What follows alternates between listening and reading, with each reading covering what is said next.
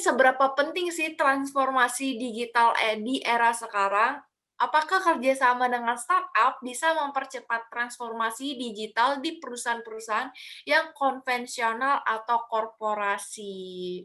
Kalau misalkan kita ngelihat aktivitas orang-orang zaman sekarang sih yang namanya digital, lebih banyak, dominan ya, daripada aktivitas-aktivitas yang, di luar kita menggunakan medium-medium yang bersifat teknologi digital. Kalau kita ngomongin, all activity di zaman sekarang, kayaknya wajib banget buat semua orang go digital ya, karena apa ya, pertama, zaman udah berubah, terus teknologi juga makin berkembang. Kalau kita ngomongin digital kan artinya identik dengan hal-hal yang bersifat teknologi. Kalau kita bertanya teknologi itu apa, kan pada dasarnya bukan sesuatu yang kita anggap canggih atau kita anggap baik gitu kan. Selebihnya kalau saya punya pemahaman sendiri, kita melihat teknologi itu sebagai perluasan kapasitas dari sistem yang udah ada gitu. Misalkan kalau zaman dulu sebelum ada handphone kan untuk beberapa kali kita pernah mengalami, kita pernah yang namanya punya telepon rumah, dari telepon rumah kita mungkin punya handphone yang biasa gitu zaman dulu banget gitu tahun 90-an, dan sekarang kita ada di era di mana smartphone mendominasi pasar global gitu kan. Dengan adanya smartphone banyak banget peluang-peluang digital yang bisa kita ambil, dan itu menjadi kesempatan besar buat semua orang bisa lebih berkarya lagi apapun itu ya di bidangnya. Mau itu misalkan dia di bidang advertising, mau itu dia di bidang entrepreneurship, atau misalkan bidang lain, digital sangat membantu. Dalam artian kita kita kalau kita bertanya penting atau nggak penting di saat media konvensional harus apakah harus memiliki atau harus go digital atau terdigitalisasi? Jawabannya sih harus sebenarnya kalau untuk sekarang. Karena pasarnya hampir setengah juta populasi manusia di dunia ini main sosmed gitu kan. Secara fakta. Di situ aja kita udah bisa lihat peluang bahwa pasarnya lebih luas nih kalau misalkan kita aktif di sosial media secara brand. Jadi nggak hanya jualan secara offline, tapi juga dia memasarkan produknya secara online juga. Mungkin akan mendapatkan pasar-pasar yang lebih bisa dijangkau lagi gitu. Yang awalnya misalkan kalau dia awalnya jualan hanya di seputaran kota Bandung, dengan adanya online shop atau misalkan dia punya platform e-commerce atau punya sosial media resminya sendiri gitu, apalagi ditambah dengan adanya website, itu bisa menjangkau orang-orang yang di luar Bandung untuk bisa membeli produknya gitu. Itu yang pertama, sederhananya kayak gitu. Kedua, yang namanya kolaborasi itu penting banget. Kagak kalah penting juga karena eranya udah berubah ya, bukan era persaingan lagi. Kalau sekarang kita ngelihat setiap brand gitu, antara pesaing, mereka saling bersaing, itu udah nggak, udah solasir banget kalau menurut saya ya. Bagaimana sih tips mengelola burn rate bagi startup, terutama perusahaan yang baru saja berdiri? Biasanya kita kalau mengatur kayak gitu, kita ada timnya lagi. Kebetulan kami itu ada yang namanya Chief Growth Officer. Jadi di mana CGO ini nanti yang akan meriset ini perkembangannya akan seperti apa, kira-kira kita harus bagaimana, dan setiap startup itu kan ketika kalian ingin maju ke investor, pasti ada yang namanya valuasi. Nah, itu nanti yang menghitung adalah untuk bagian CFO-nya dan bagian CGO-nya. Jadi makanya kenapa dibutuhkan bidang riset untuk melakukan hal-hal seperti itu. Sebenarnya CGO ini halnya sama sih seperti business development, tetapi kalau lebih seperti R&D sih kalau CGO ini. Jadi dia lebih mengetahui kita kedepannya bakalan seperti apa, dan untuk pengeluaran yang kita sudah habiskan itu seberapa banyak. Kalau untuk digital sendiri, untuk burn rate-nya sih kalau untuk kita buka itu tidak terlalu besar, karena untuk dari seperti pembuatan aplikasi dan lain-lain kita memang produksi sendiri. Jadi kita hanya menghabiskan dana banyak itu untuk marketing dan eksibisi, karena biasanya eksibisi itu seperti Tech in Asia kan itu berbayar. Nah, kita lebih tinggi menghabiskan promosinya tuh untuk yang seperti itu. Kalau dari ini kita sharingnya berdasarkan yang udah berjalan aja ya. Kalau di tempat kami sih untuk pengelolaannya adalah kita lebih spesifik dengan tujuan apa yang ingin kita capai ya. Karena kalau basically kalau untuk di pariwisata, yang pertama paling harus kita fokuskan adalah bagaimana caranya kita bisa mengenalkan dan menyampaikan maksud dari adanya startup yang kita miliki. Nah, sehingga di sana kita bisa menggolongkan nih kira-kira kebutuhan apa yang paling dibutuhkan. Ketika untuk istilahnya gimana ya? Jadi ketika kita sudah bisa tahu nih fokus apa yang ingin kita dapatkan di tujuan kita, apakah itu kita ingin mengarah kemana di startup kita. Nah, kita bisa memfokuskan apa yang kita kerjakan ketika itu. Jadi contohnya nih, ketika kita mendapatkan beberapa investor. Nah, investor ini tuh pasti dari pengalaman yang kita miliki, dia akan menanyakan nih, alokasi yang ingin kalian fokuskan tuh ada di bagian mana.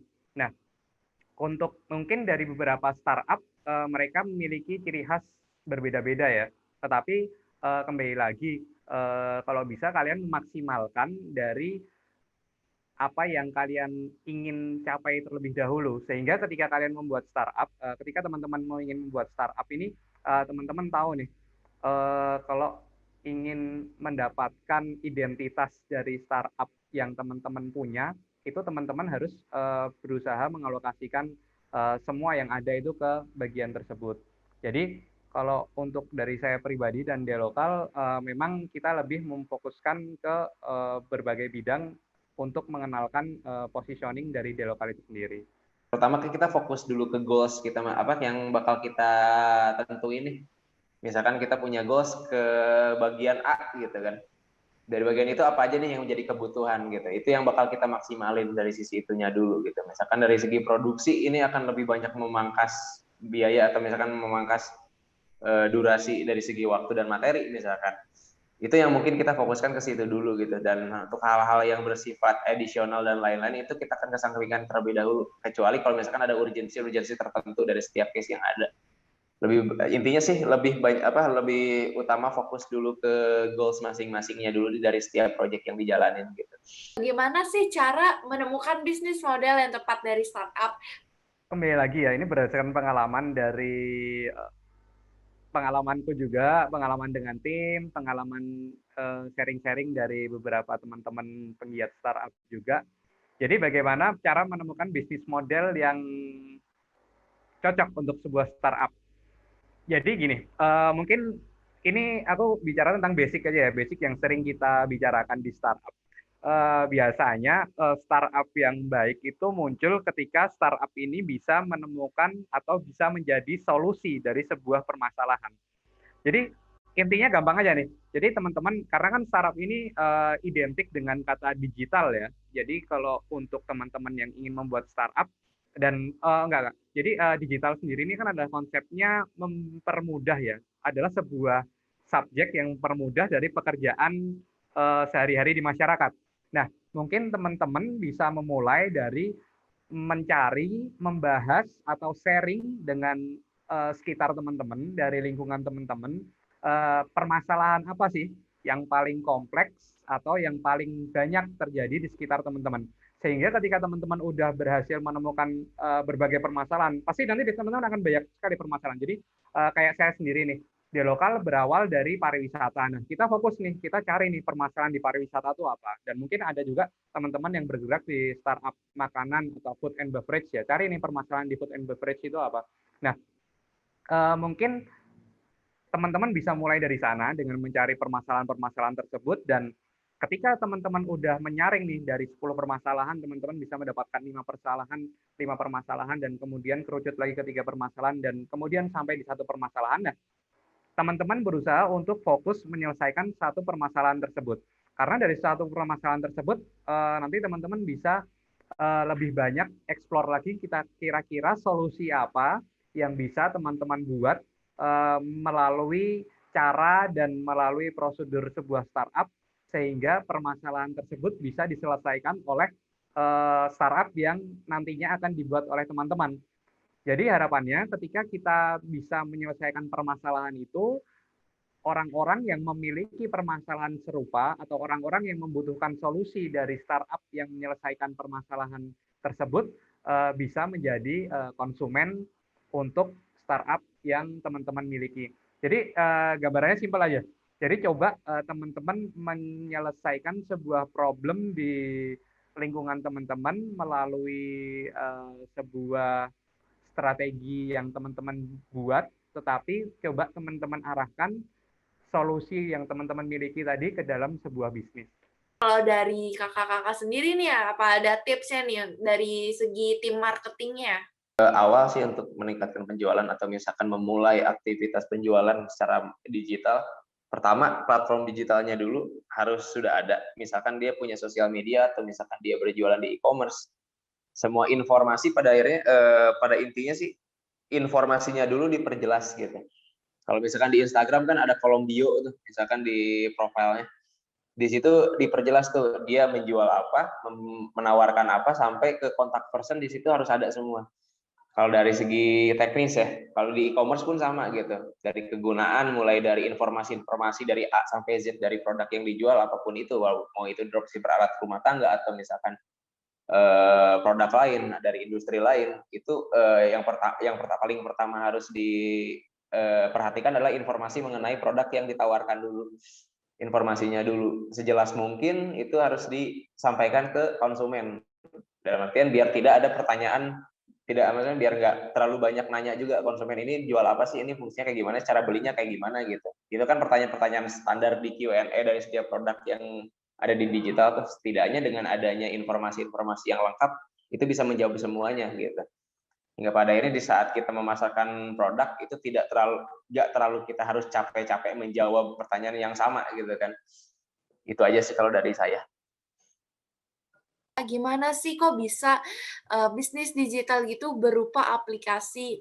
Terus, apakah di awal kakak buat aplikasi sendiri, ataukah bayar ke pembuat aplikasi?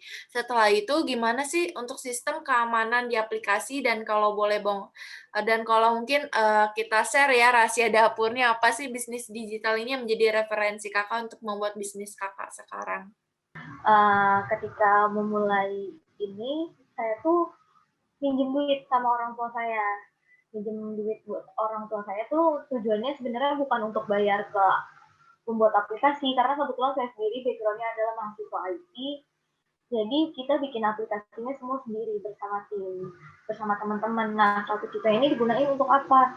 Untuk riset, untuk bikin seperti 3D, karena mereka kan butuh kayak drawing pad segala macam, seperti lebih kayak ke asetnya sih, lebih buat kepegangan kita juga, kira-kira 1 juta ini pengen dipakein modal tuh untuk apa, seperti itu. Setelah saya minjem 100 tuh sebenarnya mungkin karena juga orang tua saya itu memang backgroundnya adalah suka berbisnis, jadi saya hanya menjelaskan kepada orang tua saya kalau misalkan saya ingin memulai nih suatu bisnis tetapi digital. Kebetulan kalau keluarga saya itu bukan bisnis yang digital seperti IT. Saya adalah pertama di keluarga saya menjalankan startup untuk digital. Akhirnya saya mempresentasikan kepada investor. Jadi ketika orang tua saya memberikan ini 100 juta dalam jangka waktu 2 tahun, saya harus membalikan uang tersebut. Karena untuk startup yang saya pelajari dan seminar-seminar yang saya ikuti sebelumnya, ketika 2 tahun kalian belum ada perkembangan, itu sudah dipastikan harus cari inovasi baru atau produk baru, perkembangan baru gitu, ibaratnya, atau banyak juga yang tutup. Jadi memang umur startup itu diukurnya tuh udah 2 tahun atau belum, kayak gitu. Jadi saya akhirnya memutuskan bilang kalau 100 juta ini tidak balik dalam waktu 2 tahun, saya bakalan selesai dengan startup ini. Ternyata dengan 100 juta ini dalam waktu 1 tahun saya sudah bisa membalikan ke orang tua saya dan bisa kita berkembang. Akhirnya kita berkembang mendapatkan satu klien internasional dan akhirnya 100 juta ini kita gunain untuk biaya produksi, karena untuk bikin buku anak-anak Singapura itu kan kita harus cari materinya langsung dari sana, riset juga di sana bakalan seperti apa. Jadi kita lebih banyak gunain itu di riset sama promosi. Dan kalau untuk referensinya itu, kenapa kita memilih augmented reality? Karena augmented reality itu lebih mudah digunakan, yang lebih banyak digunakan. Jadi semua orang itu bisa menggunakan, asalkan mereka mempunyai internet dan smartphone yang memiliki kamera.